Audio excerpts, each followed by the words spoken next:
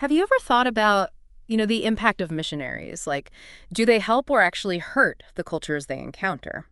It's a question that's been debated for ages, and honestly, there are no easy answers. But we're going to take a deep dive into this whole topic today, explore some different perspectives, and see what we can uncover. Yeah, it's a really fascinating area full of, well, complexities. To get a good grasp on it, I think it's helpful to look at the work of someone like Don Richardson. Hmm. He spent a good chunk of time, like 15 years, living and working with the Sawi tribe in a part of the world that's now Papua, Indonesia. Wow, 15 years, that's a long time. It is, yeah. And his books, like, Peace Child and Eternity in Their Hearts, they offer some really valuable insights into how faith and culture kind of bump up against each other.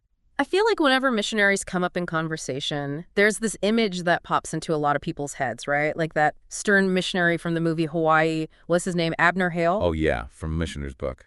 Right. Like, the fire and brimstone type, preaching about hellfire and damnation, forbidding all the local customs. I mean, he even smashes those Hawaiian idols. He does. He really goes all out in trying to suppress, well, pretty much anything Hawaiian. It's a really striking portrayal.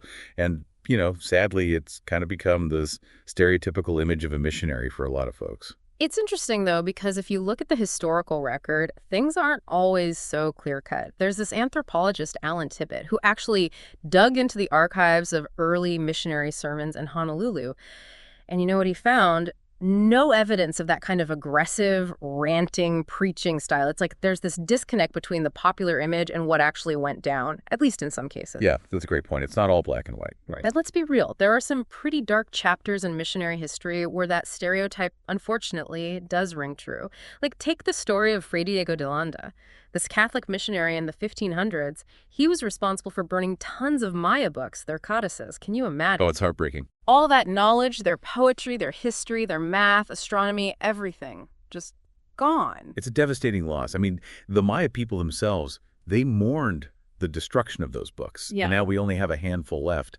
It's a tragic example of what can happen when there's a lack of understanding and respect. For sure. And there have been other cases where, maybe with the best of intentions or maybe not, missionaries have unintentionally caused harm. They might have misinterpreted something or, come in with this sense of superiority and ended up destroying aspects of a culture that could have actually helped them bridge the gap, so to speak.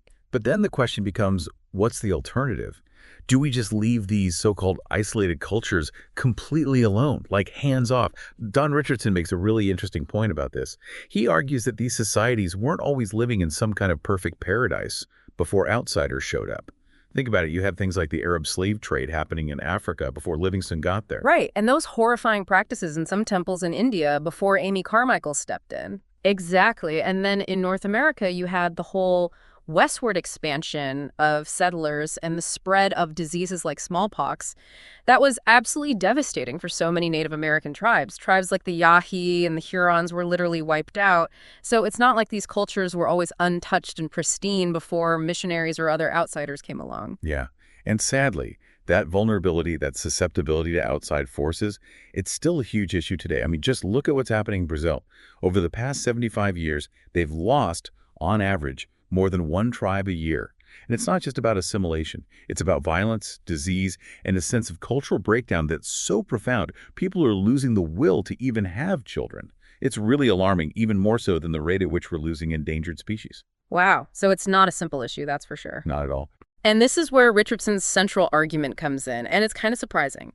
He suggests that maybe, just maybe, the biggest threat to these tribal cultures isn't outsiders in general, but something a bit more specific. It's the breakdown of their relationship with the supernatural. Huh, that's interesting. Yeah, it's like when their core beliefs, their whole spiritual framework, is ridiculed or undermined without offering a viable alternative, it can create this huge sense of disorientation and spiritual crisis. Almost like, pulling the rug out from under them. Makes sense. So what's the solution then, if it's not just about keeping everyone out? Well, this is where Richardson's perspective gets really interesting. He proposes that missionaries, who are often seen as the bad guys, the disruptors, could actually become what he calls spiritual ombudsmen. Spiritual ombudsman, huh? Yeah. What does that even mean? Okay, so picture this. Missionaries, because they often deal directly with the existing supernatural beliefs of a culture, they could potentially offer a new spiritual framework that doesn't completely destroy the old one, but sort of builds on it, addresses those deep-seated needs and fears in a way that makes sense to the people. So not just ripping everything away, but offering a new way of seeing things, a new lens. Yeah, exactly. And he uses the example of the Wai tribe in Brazil to illustrate this. This tribe was down to like 60 people facing disease and this really heartbreaking practice of sacrificing babies to what they believed were evil spirits. UFM missionaries, those are the unevangelized fields mission folks, came in and they really immersed themselves in the Wai's way of life. They learned the language, created a written alphabet for them, translated the Bible, and, probably most importantly, provided medical care. So they were meeting practical needs as well as spiritual ones. Yeah. And here's the key thing. They didn't just dismiss the Wai's beliefs about spirits. They presented the idea of a loving God who had power over all those supernatural forces, and this offered a real alternative to the baby sacrifices. I see. So they were working within the existing worldview, but offering a different and hopefully better path. Exactly. And the impact was incredible. The Wai, they not only survived, they thrived. They're actually helping other tribes in the area now. So it's not just about converting people, it's about addressing those really deep human needs, both physical and spiritual, in a way that helps a culture survive, even if it means changing in some ways. It kind of reframes the whole idea of change, doesn't it? Like maybe it doesn't always have to equal destruction. Maybe it can be a way for a culture to adapt and even become stronger. Right. And it brings up that whole tricky issue of cultural imperialism. Are missionaries just imposing their own beliefs and values and steamrolling over local customs? Richardson tackles this head-on with his experience among the Sawi tribe. Now get this, the Sawi practiced cannibalism, but his approach wasn't to just barge in and say, stop it. He explained the laws of the Republic of Indonesia and stressed that they needed to adapt if they wanted to survive in this larger society. Wow. That's a tough situation to navigate. Talk about a culture clash. Absolutely. And, the situation in Irian Jaya at the time, it was incredibly complex. You had something like 400 different Melanesian tribes, many of them still living in what we'd consider the Stone Age. And then suddenly there's this influx of Indonesian migrants after the Dutch left. Oh, yeah. The transfer of power from the Netherlands to Indonesia must have been a huge upheaval. Huge. And Richardson argues that the evangelical missionaries, and there weren't that many of them, actually played a really crucial role in bridging the gap between these very different cultures. They helped them understand each other and navigate this transition into the modern world through their shared faith in Christ. And you know what? The Indonesian government was actually supportive of this. So the missionaries were almost acting as mediators in a way. In a sense, yeah.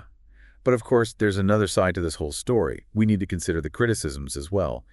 And for that, we can look at what journalist Hamish MacDonald wrote in the Washington Post after that massive earthquake in Irian Jaya in 1976. It's a pretty critical take. What did he say?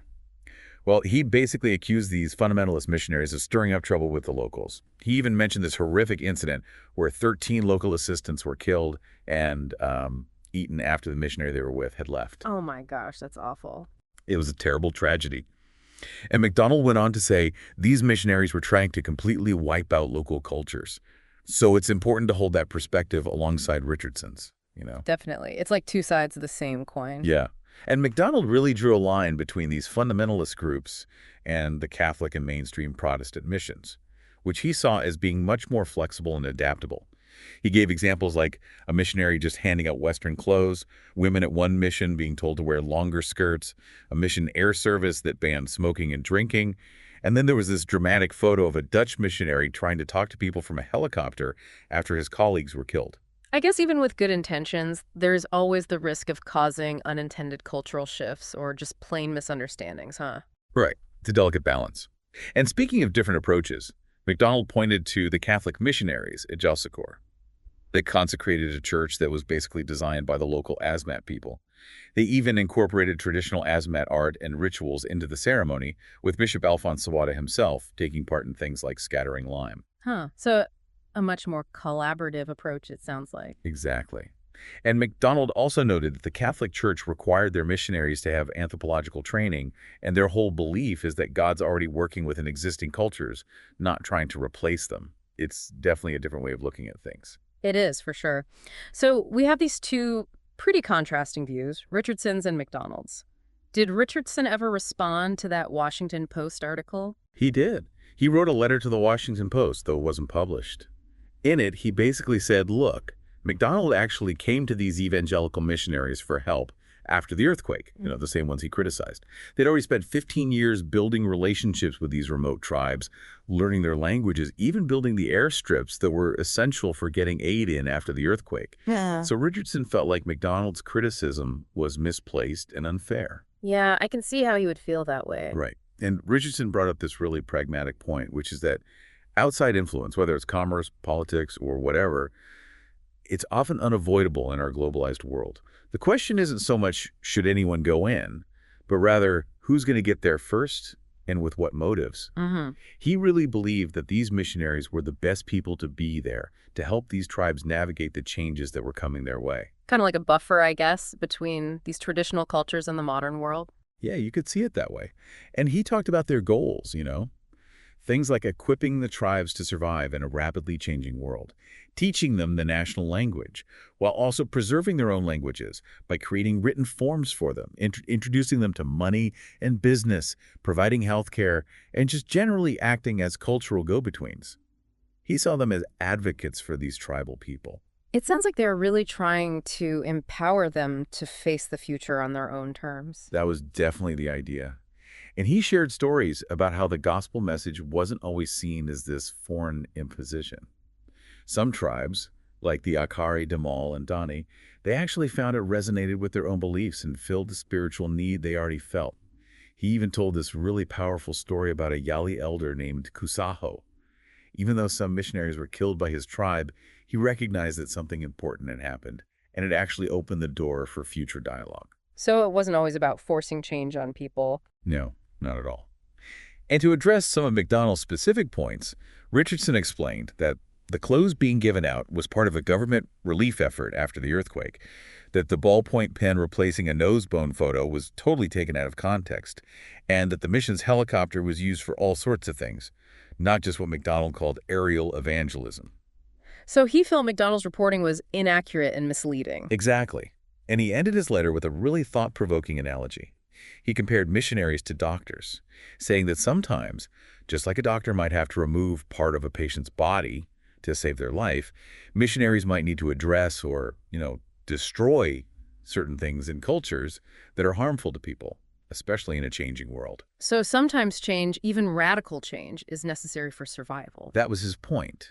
But, and this is crucial, he emphasized that as missionaries gain experience and wisdom, they should not and will not destroy cultures themselves. It's a really nuanced perspective that acknowledges the complexities of the whole issue. It really makes you think. So for everyone listening, we've explored a lot of different viewpoints today, but the big question remains. What does it actually mean for a culture to truly thrive in a world that's constantly changing? Is all change, especially directed change, bad? Or can it sometimes be an act of compassion, a way of preserving what's most important in the face of overwhelming global forces? It's a tough question with no easy answers. It is, and it's one that we hope you'll keep thinking about long after this deep dive is over. I know I will. It's really given me a lot to ponder. Me too. And thanks to all of you for joining us on this journey. It's been a fascinating exploration, and we appreciate you being here for it. Absolutely. Thanks, everyone.